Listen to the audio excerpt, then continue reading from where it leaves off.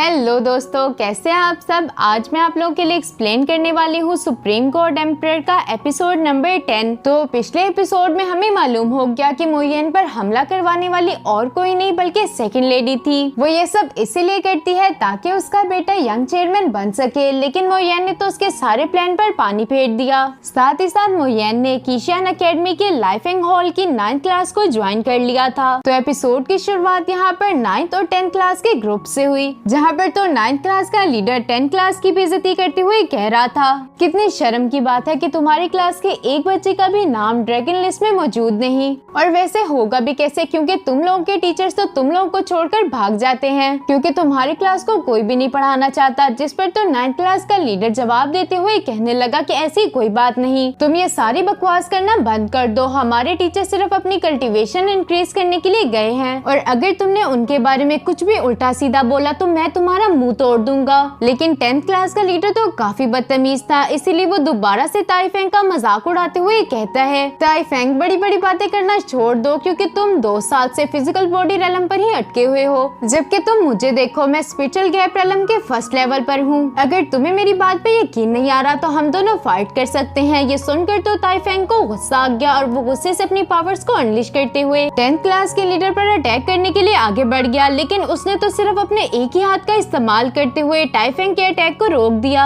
अब वो दोबारा से फ्लेक्स करते हुए कहता है कि लिस्ट ऑफ अर्थ स्पिरिट में मेरा रैंक है 99। क्या अब भी तुम मुझसे फाइट करना चाहोगे। इस लीडर के चमचे भी कहाँ पीछे रहने वाले थे, वो भी फौरन से ताइफेंग का मजाक उड़ाते हुए कहने लगे, ताइफेंग तुम्हारी जितनी यहाँ पर बेइज्जती हो चुकी, तुम्हें तो चाहिए महीना भर अकेडमी ही ना हो। ये कहते साथ ही उन सब लोगों ने मिलकर ताइफेंग पर हंसना शुरू कर दिया, जबकि वो 10th क्लास का लीडर अपनी पावर्स को एक्टिवेट करते हुए ताइफेंग को दूर पटक देता है। इतने में ही वहाँ पर एंट्री होगी डायरेक्टर सोंग और मोयेन की, जो कि आते साथ ही इन दोनों से सवाल करते हुए कहते हैं कि आखिर यहाँ पर क्या हो रहा था। जिस पर तो 10th क्लास का लीडर फौरन से जवाब देते हुए कहता है, कुछ नहीं सर, बस ताइफेंग के हाथों में खुजली हो रही थी और वो किसी से फाइट करना चाहता है, इसी वजह से हमारी 10th क्लास ने एक प्लान सोचा। ताइफेंग को भी समझ आ चुका था कि ये कमीना उसे फंसाने की कोशिश कर रहा है, इसी वजह से वो डायरेक्टर सोंग से शिकायत करते हुए कहता है, डायरेक्टर सोंग हमारे पास कोई भी टीचर अवेलेबल नहीं, जिसकी वजह से हम अपनी स्ट्रेंथ को इंक्रीज नहीं कर पा रहे। डायरेक्टर सोंग के पास तो उनके इस मसले का हल पहले से ही मौजूद था, इसीलिए वो उनसे कहते हैं कि ये है मिस्टर मोयेन, जो कि आज से आप लोगों को पढ़ाएंगे। ये सुनकर तो 10th क्लास ने मोयेन का भी मजाक उड़ाना शुरू कर दिया। वो उनसे कह रहे थे, क्या ये 9th क्लास का टीचर बनेगा, ये तो मुझे 20 साल का भी नहीं लगता है अकेडमी वालों ने इन्हें ये टीचर थमा के अपनी जान ही छुड़ाई है, क्योंकि कोई भी टीचर 9th क्लास को पढ़ाना नहीं चाहता। इनकी किस्मत तो वाकई में काफी खराब है। जबकि मोयेन तो इनकी सारी बातों को इग्नोर किए जा रहा था, क्योंकि उसकी नजर मुंह के इम्तिहान पर पड़ जाती है, जो कि उससे छुपने की कोशिश कर रहा था। ये देखते हुए मोयेन अपने मन में कह रहा था, आखिर कितने दिन तुम मुझसे इस तरह छुप लोगे। इसके बाद वो सब लोगों से अपना इंट्रोडक्शन करवाते हुए कहता है, मेरा नाम है मोयेन और आज से मैं आप लोगों का टीचर हूँ। ये सुनकर तो सारी 9th क्लास ने मोयेन को ग्रीट करना शुरू कर दिया, जबकि कुमिंग यहाँ पर ताइफेंग के पास आते हुए कहता है, मुझे गेस करने दो, ये तुम्हारे साथ कितना टाइम निकालेगा, 1 महीना या शायद आधा, क्योंकि जब इसे भी मालूम हो जाएगा कि तुम लोग किसी काम के नहीं तो बाकी टीचर्स की तरह ये भी भाग जाएगा। कुमिंग को तो अपनी टीचर्स की भी इज्जत का जरा ख्याल नहीं, इसी वजह से तो वो इसी तरह की बातें करे जा रहा था। ये सुनकर तो ताइफेंग को गुस्सा आ गया। अब वो गुस्से से कहता है, कुमिंग तुम अपनी बकवास बंद क्यों नहीं कर लेते, तुम्हें नजर नहीं आ रहा कि डायरेक्टर सोंग और मिस्टर मोयेन यहाँ पर खड़े हैं। लेकिन कुमिंग तो काफी बेशर्म था और इसी बेशर्मी के साथ कहता है, आखिर मैंने गलत क्या कहा, तुम्हारे पास अगर एबिलिटी है तो मुझसे फाइट करके प्रूव करो। अगर तुमने इस फाइट को जीत लिया तो मैं तुम्हें डैड बुलाऊंगा, और अगर मैं जीता तो तुम्हें अपने घुटनों पर बैठकर 3 दफा कहना होगा कि मैं ट्रैश हूँ। ये सुनकर तो ताइफेंग को एक बड़ा झटका लगा, क्योंकि उसे अच्छे से मालूम है कि वो कुमिंग का मुकाबला नहीं कर सकता। लेकिन मोयेन के होते हुए तो कोई चीज भी इम्पॉसिबल नहीं, इसीलिए वो कहता है कि तुम दोनों फाइट करोगे।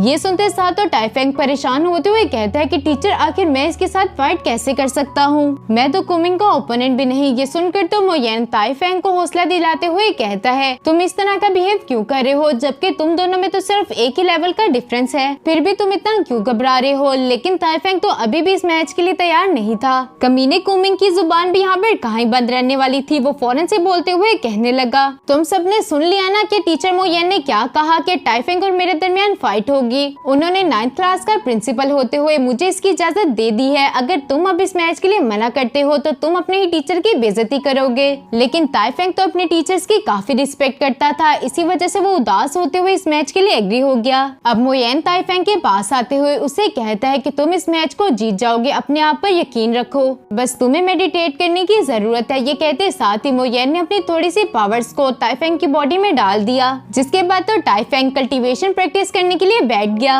और थोड़ी देर ही मेडिटेट करने के बाद हम देखते हैं कि ताइफेंग ने अपने लेवल को ब्रेक थ्रू कर लिया। ताइफेंग अब स्पिरिचुअल गैप रेलम के फर्स्ट स्टेज पर पहुंच चुका था। ये देखकर तो वहाँ मौजूद सब लोग ही हैरान हो चुके, क्योंकि ये वही पर्सन है जो कि पिछले 2 साल से फिजिकल बॉडी रेलम के लास्ट स्टेज पर था, लेकिन स्पिरिचुअल गैप रेलम में ब्रेक थ्रू नहीं कर पाया। और मो येन के आते साथ ही उसने स्पिरिचुअल गैप रेलम में ब्रेक थ्रू कर लिया। इसी वजह से वो मो येन का शुक्रिया अदा करता है, जिस पर तो मो येन उसे जवाब देते हुए कहने लगा कि तुम्हें मेरा शुक्रिया अदा करने की कोई जरूरत नहीं, क्योंकि तुमने ब्रेक थ्रू अपनी मेहनत से किया है। जाओ और जाकर फाइट करो, मुझे तुम पर पूरा यकीन है कि तुम इस फाइट को नहीं हारोगे, और अगर तुम इस फाइट में हार भी गए तो कुमिंग के सामने तुम नहीं बल्कि मैं नील डाउन होऊंगा। ताइफेंग तो अब काफी मोटिवेट हो चुका था। वो मो येन से कहता है, टीचर मैं कभी भी आपको किसी के सामने नील डाउन नहीं होने दूंगा, इसलिए मैं अपनी पूरी कोशिश करूंगा कि इस फाइट को जीत जाऊं। ये कहते साथ ही उसने कुमिंग को फाइट के लिए चैलेंज कर दिया, लेकिन कुमिंग जिसे तो खुद पर कुछ ज्यादा ही प्राउड था। अच्छा तो तुम्हारे अंदर इतनी हिम्मत आ गई कि तुम मुझे फाइट के लिए चैलेंज करोगे, तुम्हें तो सबक सिखाना ही होगा।